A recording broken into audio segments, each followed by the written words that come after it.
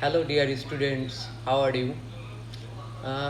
আমার হাতে যে বইটি দেখতে পাচ্ছেন এটি 10 মিনিটস স্কুলের একটি বই। এই বইটি স্পোকেন ইংলিশটা কী করে আমরা ফ্লুয়েন্টলি করতে পারি সেই টপিক্সের উপর আছে। আমাদের ইংলিশ ডেভেলপমেন্ট করতে হলে কি করতে হবে সেটি এই বইয়ে খুব সুচারুভাবে বিস্তারিত লেখা আছে। তো এর বাইরেও আমরা এই বইটা পড়তে গেলে আমাদের কি শেখা লাগবে? প্রথম আমাদের ইংলিশ টার্মের মধ্যেও সেন্টেন্স মেকিংটা শিখতে হয়, এরপরে শিখতে হয় টেন্সটা।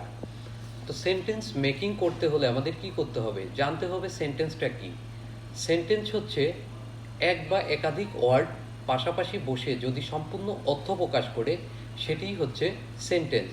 সেন্টেন্স যেমন একটি ওয়ার্ডের মাধ্যমেও হতে পারে, যেমন গো অর্থাৎ যাও, ইট খাও, এরকম করেই আমরা সেন্টেন্সটি মেকিং করতে পারি একটি ওয়ার্ডের মাধ্যমে।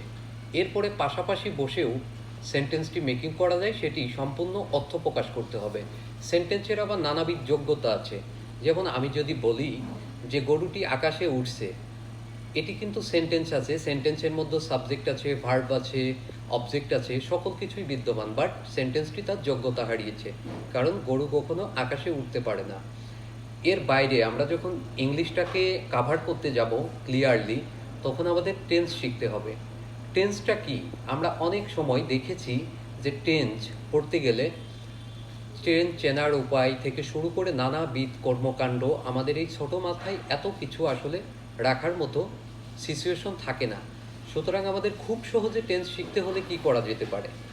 টেন্স অর্থ কি? টেন্স অর্থ কাক। টেন্সটি হচ্ছে 3 প্রকার: present tense, past tense, future tense.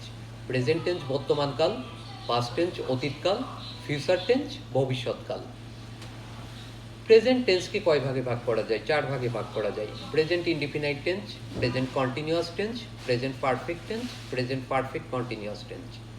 Past indefinite tense, past continuous tense, past perfect tense, past perfect continuous tense. Future indefinite tense, future continuous tense, future perfect tense, future perfect continuous tense. ঠিক এই যে 12টি tense, এই একটি sentence থেকে 12টি টেন্সে রূপান্তর করতে গেলে আমাদের কি করা লাগে? যেমন আমি যদি বলি আই ইট রাইট, এটিতে আছে একটি সাবজেক্ট, ভার্বের প্রথম রূপ, এরপরে আছে অবজেক্ট। যেমন প্রেজেন্ট ইনডিফিনাইট টেন্সের স্ট্রাকচার যদি আমি বলি, সেটি হলো subject plus V1 plus object. Present continuous tense subject plus am oblique is oblique are plus V1 এর সাথে ing যোগ plus object. Present perfect tense subject plus have oblique has plus V3 plus object. Present perfect continuous tense subject plus have been oblique has been plus V1 plus ing plus object. Past continuous tense subject past indefinite tense subject plus V2 plus object. Past continuous tense subject plus was oblique were plus V1 plus ing plus object. Past perfect continuous tense subject plus had plus V3 plus object. Past perfect continuous tense subject plus had been plus V1 plus ing plus object. Future indefinite tense subject plus will plus V1 plus object. Future continuous tense subject plus will be plus V1 plus ing plus object.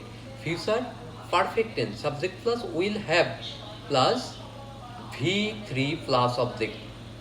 Future perfect continuous tense subject plus will have been plus V1 plus ing plus object. এটি ইংলিশের একটা সাধারণ terms বা প্রধান টার্মসটা। তো আমরা যখন perfect tense করতে যাই তখন শুধুমাত্র ভার্বের তৃতীয় রূপ বসে এবং V1 এর সাথে সকল সময় ing যুক্ত হয়। ঠিক আছে, অনেক ধন্যবাদ আপনাদের ভিডিওটা দেখার জন্য।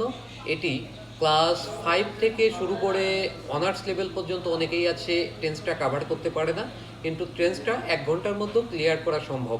আর টেন্সটা যদি সঠিকভাবে পারা যায় তাহলে ইংলিশটাও খুব সুন্দরভাবে করা যায়। ইংলিশকে আমরা অনেকটা হার্ডলি নিই, তো ইংলিশ কোনো হার্ড বিষয় নাই। English is just a language, it's not a critical subject. So good bye.